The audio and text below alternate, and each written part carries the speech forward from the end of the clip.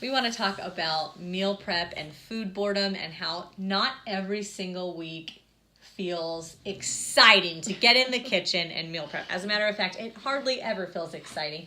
But there are definitely some weeks that are so much harder than other weeks. So what practical advice do you have to the person that's saying, I just don't want to meal prep anymore. It's boring.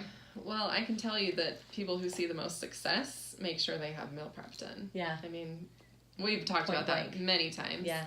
Find foods that you enjoy. I think that's the number one thing. If you are finding new recipes and eating what you actually like, it's going to be so much easier for you.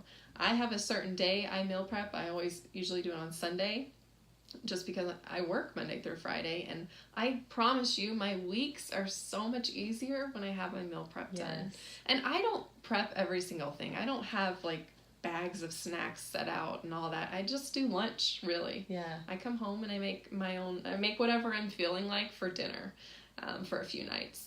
Don't feel like you don't have to be like those food preppers. Like, do you ever see this stuff on Instagram? And they have like piles and piles of all this meal prep, and you don't have to do that. If that works for you, great. But I just need to have protein in my fridge. Yeah. Because if I don't have any protein in my fridge, I start to panic because I know it means I'm going to have to go into a carton of egg whites, and that's like the worst possible, option. But meal prep is just not exciting. It's not sexy. It's not, I'm going to go to the gym and put on my new outfit and just, get my sweat on and Instagram myself while I'm doing it all. Meal prep is just boring sometimes, and you're going to have to just go into it knowing that some weeks you're going to feel awesome. You're going to feel on top of the world. And some weeks you're going to feel like, I don't want to do this ever again. And you fighting through those lows, fighting through those times where you don't want to do this anymore, but you're going to do it anyway. That's the secret to seeing success. And one of the things I've talked about before is, there are always things in life that we don't want to do. For me, it's the laundry. I look at that laundry basket and I just want to, I spend more mental energy thinking about how badly I don't want to do the laundry than it would take for me to just go grab a load and put it in the washer. Don't make this that for you. And so I heard I don't remember which motivational speaker said this, but it's the 5, 4, 3, 2, 1, go.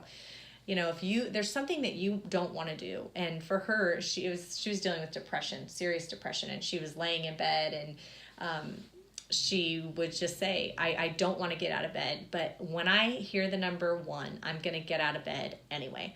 5, 4, 3, 2, 1.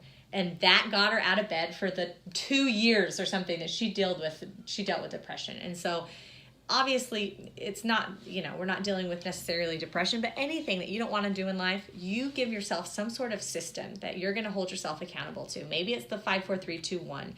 Maybe it's setting an alarm on your phone. When that timer goes off, you're going to get up and you're going to do it.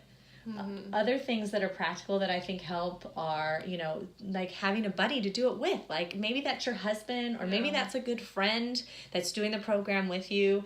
Somebody that will help make this less miserable for you. Right. Anything else you want to add? No. 5, 4, 3, 2, 1, go. Go do your meal prep.